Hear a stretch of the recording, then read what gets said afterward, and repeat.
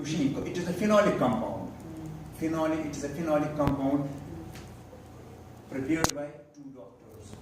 So, in the exam, if I write butyl smear stained by ZM. This is for understood. It's a Neil Jelson. Neil is the one doctor, and Jelson is the another. It's okay. Okay. Yes, of course. Fine. These are the advantages. These are the some disadvantages of this. The only disadvantage is difficult to get this future from elderly people and children. Okay, this is again very important slide, and this is once you have done your staining of Neil-Jensen stain, when you put the bacteria under the microscope, now interpretation of the results according to the WHO, not by us. Because in the laboratory for other things, for bacteria, we see, okay, this is gram positive, this is gram negative, clear. But as far as this microbe is concerned, WHO, World Health Organization, based on the study, made the interpretation of the results. If you find 10 bacilli, if you find under the microscope, when you see by your eye, if in one field, this is under microscope, at one time, one field, if you find 10 bacilli, then you have to write plus, plus, plus. If you find 1 to 10 bacilli, or I'm sorry, if you find more than 10, then triple plus. If you find from 1 to 10 bacilli, 2, and from 10 to 99 bacilli in 100 fields now, it's plus, and from 1 to 9, write the number, no bacilli C, you can say the negative, okay? This is the interpretation of result according to WHO. When you perform the Neil-Jensen staining, then when you observe the slide under the microscope, then you will find the bacilli. Then you will make according to this standard protocol prepared by the WHO. The third line, from 10 to 99. Per 100 fields. Yeah, you have to move, then you are, if once we see under the microscope, it is a one field. If you move, fields will change, okay? Fields will change. This is one more simple thing for staining for this bacteria. It's the fluorescent dye. You can use it to observe the microbe and it will look like this. Correct? Okay? This is a very simple procedure. And now, that was observation after the staining, Neil-Jensen. And one more physicist, academician, researcher, scientist, Lowenstein and Jensen, who these two worked to make a media for this microorganism. Few moments ago, I told you about this microbe. I told you this microbe needs fatty acids. Fatty acids. So it will not grow without the fatty acid, because fatty acid is the main component of its cell wall. Main component of its cell wall. And you see, calling me, this moves close. So they prepare a media. Lowenstein-Jensen medium is an egg-based media, addition of salts and the glycerol and malachite. Glycerol will provide the synthesis for the microic acid as a supplement. Specificity is 99%, and it's added with sensitivity test for antimicrobial drugs. These are the drugs that have been used in this culture, and this is the situation. Okay, you will find the microbes, microbacterium growing like this. So observation under microscope is clear. One. Number two is a culture is clear, and also according to WHO, how to get the interpretation of the results, it's clear. Now let us do, it is one more test, it's called the Mantoux test.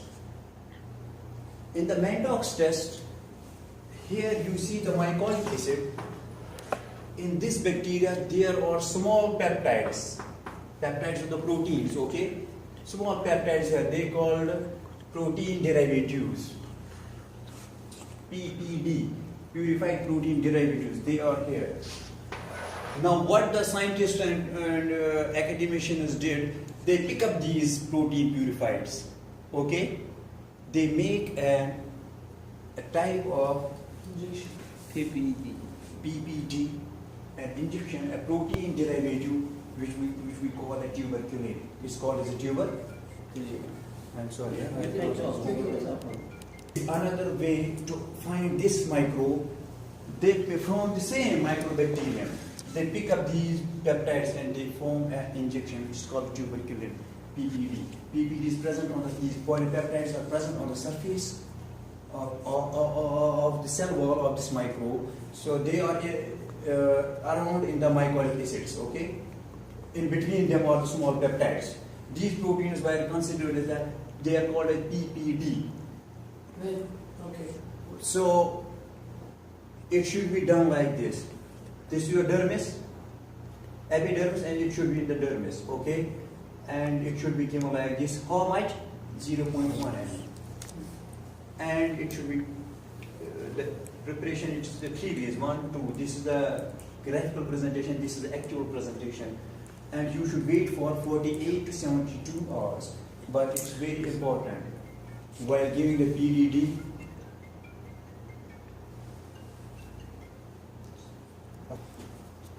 This is the way to induce this PPD into the skin. But the person should be very trained person, and by doctor it is much better, or the senior most technician, because he should take care, take care. This should be in the dermis, not below it. Then it may create a problem. So when it's given, you have to wait for 48 to 72 hours. What will happen? This is the picture from CDC. This is not from the group. They are not from the CDC. So now after 48 to 72 hours, you will find the induration. Induration means hardness, like this, in the patient. And next morning, you have to measure it.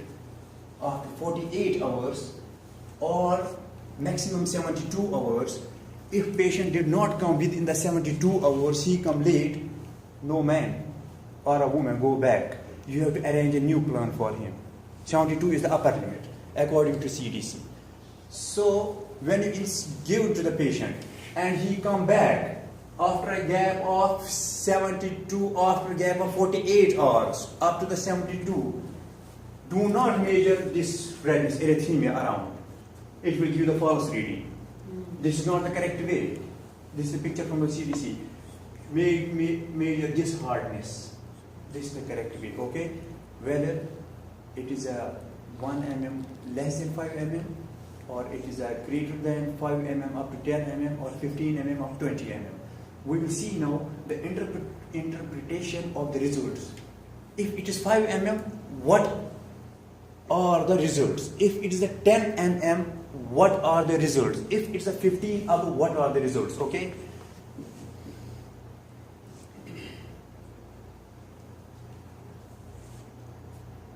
The picture is the correct way to measure the tuberculin test. You see this duration now? Yeah. When you inject this PG protein derivative, and this is the induration. The positive result, the second test interpretation on two things. After 48 to 72 hours, measurement should be in the millimeters, not in centimeters. It should be in the millimeters. First and second, person's risk of being infected with the TB and progression to the disease if infected. Now, if duration is 5 mm, if you will find it greater than or equal to 5 mm by measuring by this scale. If it is 5 mm, then either it is a HIV case, it's a positive TB case, okay? Either it is a HIV case or recently TB case patient. He might get the bacteria, this microbacteria, if it is 5 mm. If it's less, then means it is no reaction. For 5 is a standard. From this is as per the CDC, okay? This is as per the CDC. Greater than or equal to 5. If this is the case, the patient is either HIV infected or recent TB case. Now let us see. Okay. When you inject 0.1 ml, how much the diameter will be? The diameter, it will come out according to 48 or 72 hours. It may be either 5 mm, it may be either 10 mm, it may be either 15. at first time when injection. Intradermal. 1 mm intradermal, finish stop. 0.1 mm. I have shown you in the figure also. Let's go back. Intradermal. But how much the size? 0.1 mm when you insert in the needle. No, the size. You talk about the skin. Injected under the skin. It will be 1 milli or 2 mm or 3 mm. You need This insertion number. of a needle. Yes. No. When you take in 0.1 ml, Okay. then you inject in the dermis. Intradermal. Okay. What's the measurements of the For when the instead after your injection. لا يرسم جلد كم المقياس حق الانجكتد after you injected you size you الفريد يعني ايه size 1 milli I think 0.1 mm. no this When you insert it here, Yeah. how much distance. This one. distance Yeah. of this the distance is at that time. Yes. At that time, you cannot say when you insert this inside in the duration, it grows and with time if there is infection. It may go from 5, it may go for 10, it may go from 15. Because how? If it goes at the time of injection, if you make it 5 mm, how come? Then it is then it becomes a positive result. So why You you have- you- 48 hours? You have to insert this injection. It's a protein. Of course, it will get the reaction with your immune system. And based on if there is an infection, this means the TB is inside your body. It reacts with the proteins of this, and as per your immunity of the body, it makes an induration, heart structure. That's the reason, because when this is only 0.1 ml. 0.1 ml, it means when you insert it, this is not necessary to make the duration at that time. You insert it and leave it. But important thing is once you insert it, you should make it circle Yeah. at that time. Yeah, at this point, I have So there is no measurement. prepared it It will be flat with the skin. like this. Okay. Intradermal.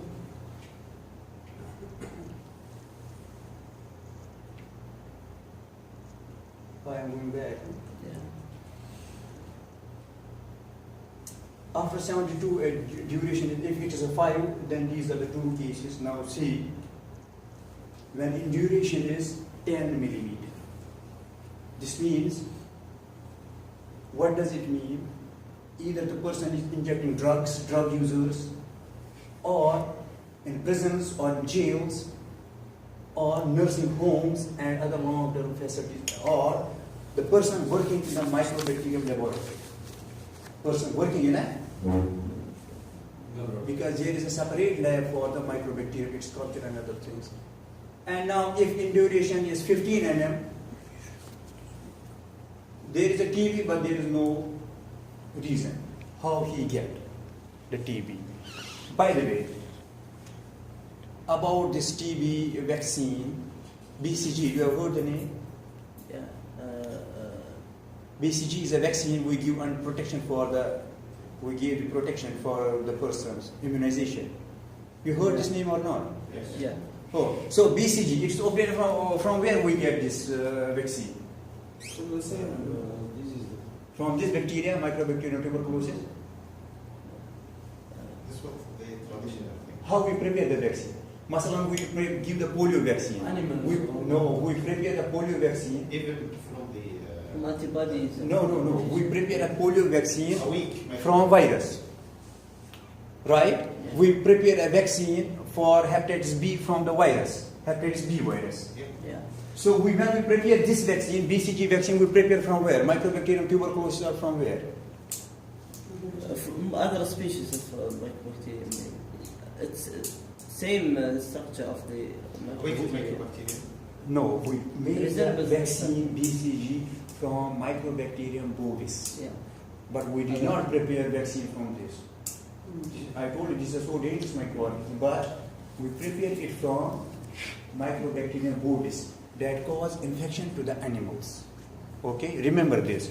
And if person is vaccinated by the BCG and you give this protein to test because Microbiome bovis is from microbacterium. This is also the microbacterium. You may get a false positive.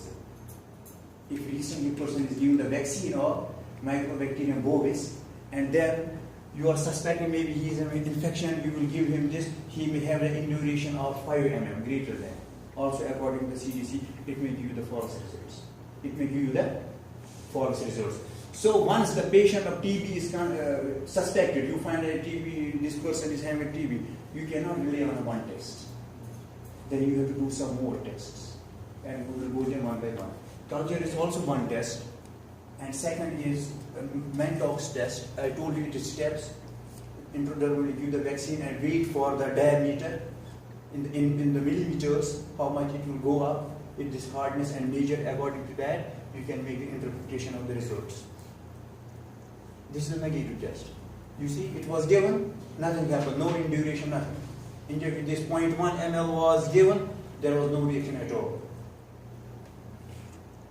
This is one more method. It is called Bactec 460.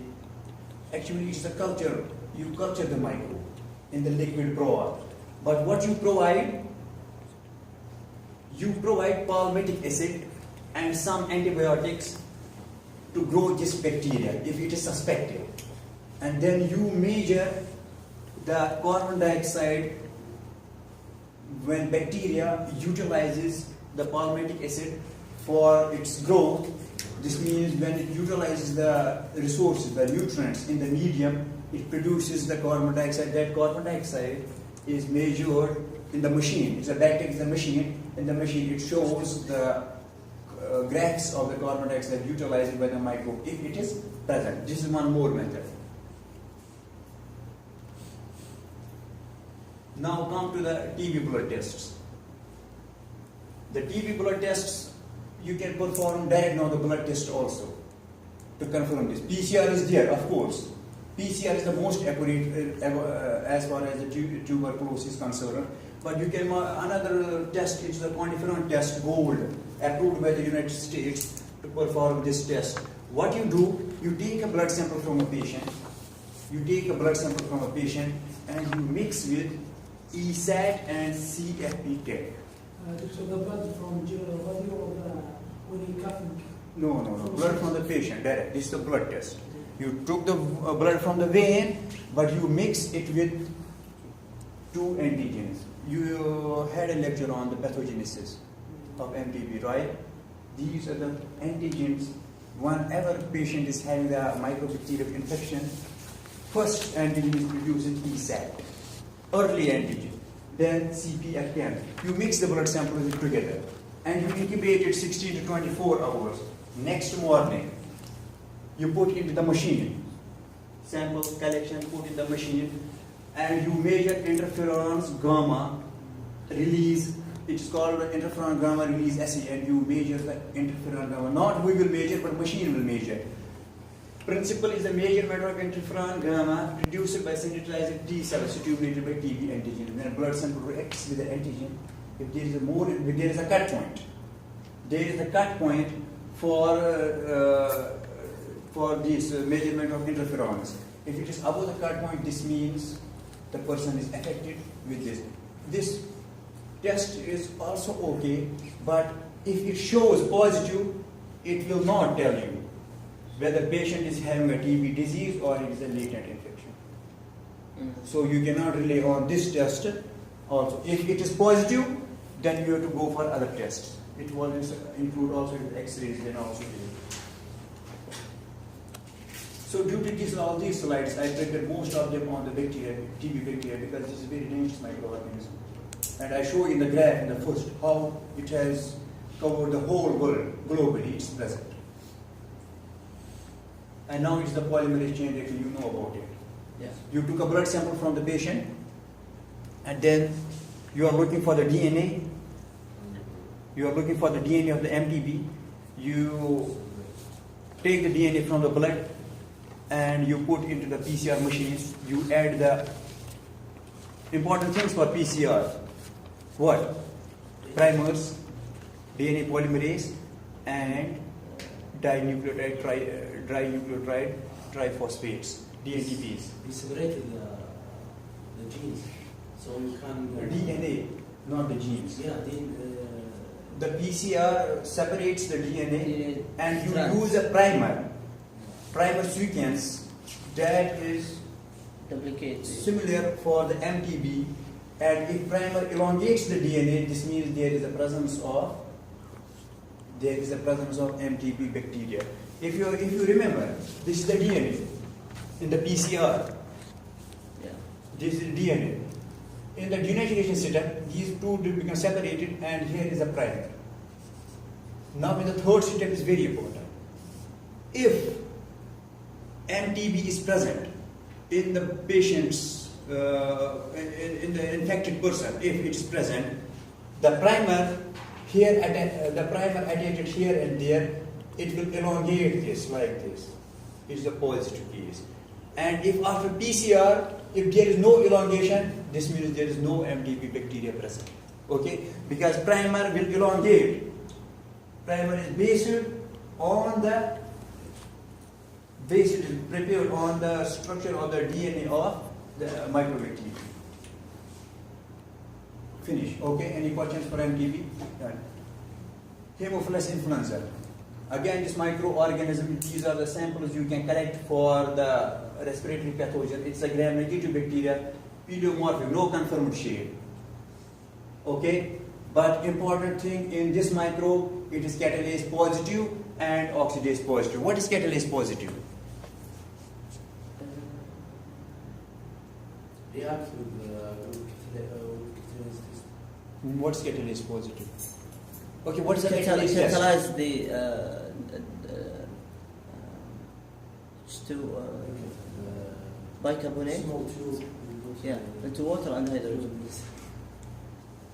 The catalase test is the capability of a microorganism to release the enzyme catalase. Yeah.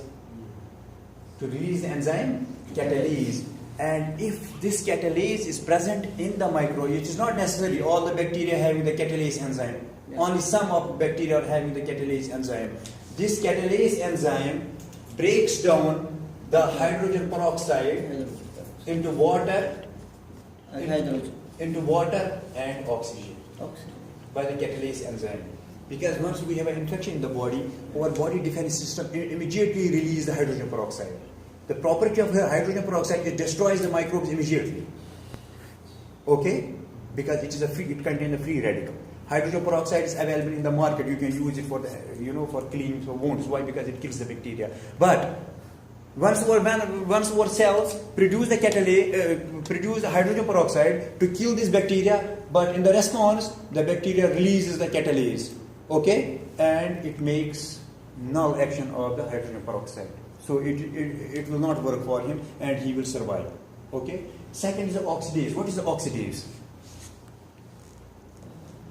Oxidase test. Oxidase test, this means the bacteria is having the cytochrome oxidase enzyme. And what is the cytochrome oxidase enzyme? You read the electron transport chain in the human body, in the biochemistry. Mitochondria, what are mitochondria? Yes, What is mitochondria? yes. Powerhouse of energy. It's called powerhouse of the cell. Why it is called a powerhouse of the cell? Very simple. You know it, but you do not know. Huh? ATP formation. How ATP is formed? In the mitochondria, in the mitochondrial inner membrane, there are cytochromes. Cytochrome 1, cytochrome 3, cytochrome 4, cytochrome 5. The electron passes from cytochrome 1, it goes to cytochrome 2, it goes to cytochrome 3, it goes to cytochrome 4. At end of cytochrome between 4 and 5 cytochrome is an enzyme. Yeah. Okay, when it grows between the cytochrome between 4 and 5, it reacts with the water and molecule of water generates and ATP. ATP is used by the cell. And you see here in the bacteria, now we are talking about the Haemophilus, forget about this. In the Haemophilus, bacteria do not have the mitochondria. Where this reaction will take place? Bacteria have the mitochondria? No. No. So, the God has given this chain in the plasma membrane of the bacteria. The electrons transfer here inside this. And this enzyme was present, this cytochrome oxidase was present in Haemophilus influenza. This means this microbe has a capability to transfer the electron and that helps in the aerobic respiration. I talk to you, I breathe with you because of the mitochondria. This is the reason it's called as the power of the cell. Why? Because whole electron transport chain occur in the mitochondria all the time, producing the energy. What is how energy is produced? Shifting of electrons. So similarly, in this bacteria, when it's oxidase positive, this means it has a cytochrome oxidase enzyme in the plasma membrane because there is no mitochondria. God gives this chain, and those, even the scientists have seen, those cytochromes are similar to that of the humans that are present in the mitochondria. Okay? Understood? Yeah.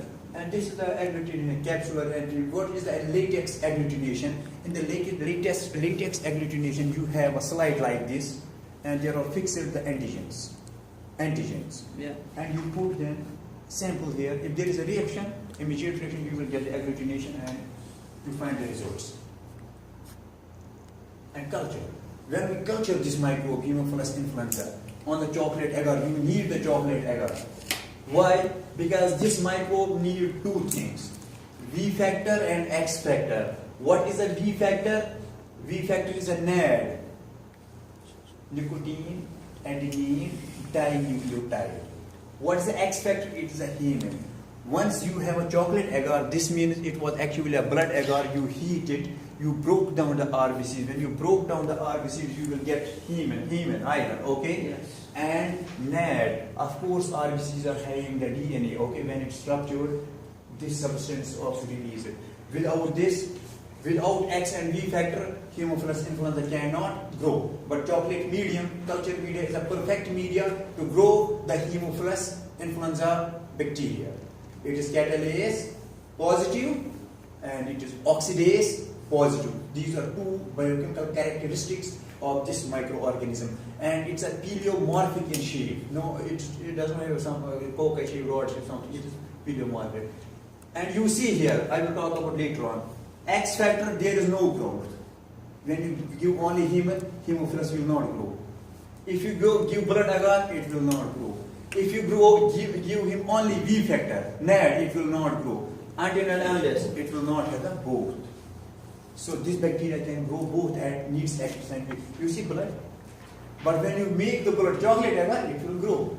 So this microbe needs these two essential nutrients. Now again this is called the satellite phenomena. What's called as? Satellite phenomena. Why it is called a satellite phenomena? You need a blood culture. Okay? First you have to grow Staph aureus. When you grow the Staph aureus cause hemolysis of the blood. When the hemolysis of blood occur, it release NAD and hemin, and thus Haemophilus will grow around it. Here, no growth. Because there is no Staph aureus, so there is no growth of this microbe Haemophilus. But in close of the Staph aureus, there is growth of Haemophilus because of this. This is called the satellite phenomenon. This is called satellite.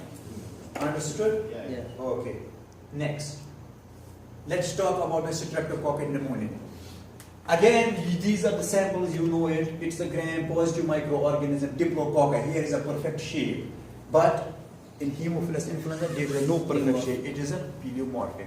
Here is a perfect shape, diplococci. It is catalase negative.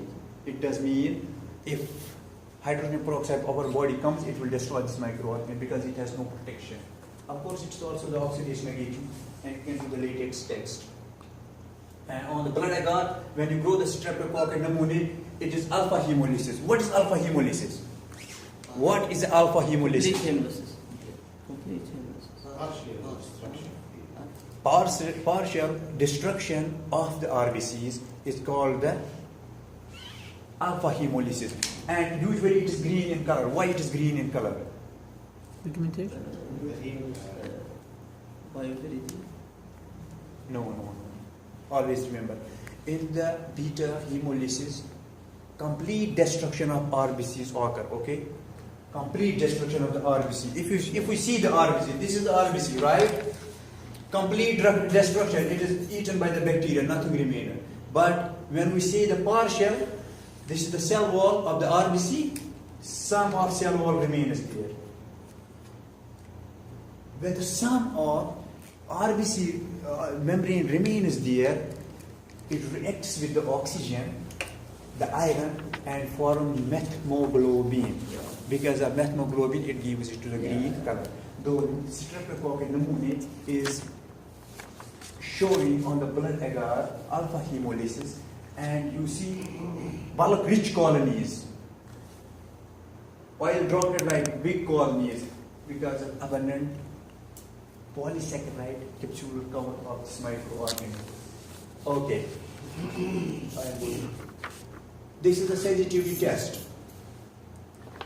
Streptococcus pneumoniae is optogen sensitive. Always remember this for lifetime. It's optogen sensitive. Whereas all alpha hemolytic are resistant. Very simple. This is a sensitivity test for Streptococcus pneumoniae. If it is sensitive, antibiotic optogen is effective. This means the microbe is alpha hemolytic Streptococcus pneumoniae. But when you talk about other viridans, alpha hemolytic microorganisms, you will find it resistant, like Streptococcus mitis.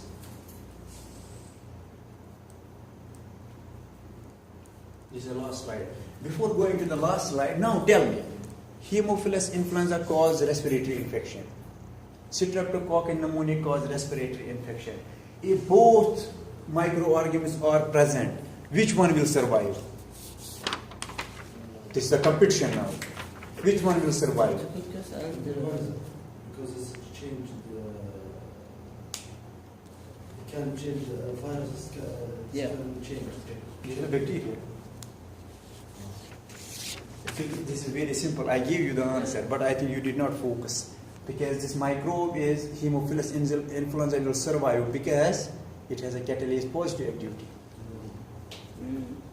It has a catalase enzyme. And also when you do separate tests, for now you have A and B. First you give the person both two microorganisms. Haemophilus influenza will survive. Other patient give the same two microbes in two patients. One is given Streptococcus pneumoniae and another is given Haemophilus influenza separate. It survived both in single. But in the competition, Haemophilus goes ahead. Okay? Next. This is the Pathogen-2. Again, is the name of the doctor, physician, you call a researcher, academician, whatever. He found this. He found this where? In the tiger. Tiger, wild animal. He found this in the tiger. And when he found the cases of the patients, then he looked for what's the reason. This parasite, it entered to the human body through two hosts, snail as well as through crabs. Okay, you can discharge the eggs through stool or by coughing, because it matures inside the lungs, this parasite, and once the eggs are released, it goes into the water. After some time, they are taken by the snail, first host, snail. Snail is found in the water, okay? It goes for 3 stages. Sporocyst, radia and pericardia, when it's formed. Then after that, when snail releases the another pericardial stage into the water, it swims and is taken by the crab. Taken by the crab. From the crab, it is taken by humans. Also, it may be taken by some crab, taken by some bird or animal. And then if it's taken by the line, it gets transferred. Okay? This is a cycle. So how you can find it? X-ray is usually 50-50. Because you feel it is in the lungs, you feel it is a tuberculosis due to TB infection. So the best detection mode for this is ELISA, for detection of the antibodies, because antibodies are definitely different from the other infections. I have mentioned it here, X-ray can be the misdiagnosis. And eggs in the stool, we can also find the eggs in the stool, but they are not present until 2 to 3 months. So eggs come very late. Because once we eat the crab, the parasite goes inside, it goes to our gut, from the gut, it passes through the intestinal wall, from diaphragm, and finally it reaches to the lungs. In the lungs, it survives for a longer period of time until it becomes mature, adult, and start releasing the eggs. Till then, it is almost 2 to 3 months gone from the infection. So, correct, accurate suspect. If you suspect this, the correct way is to do the ELISA test. This is the egg of this microbe. Oh, sorry, parasite. And this parasite has both. Maybe you had a lecture on it. This parasite is having both male and female gonads in the one inside, and it's called a hermaphrodite. Thank you so much for your time. That's it.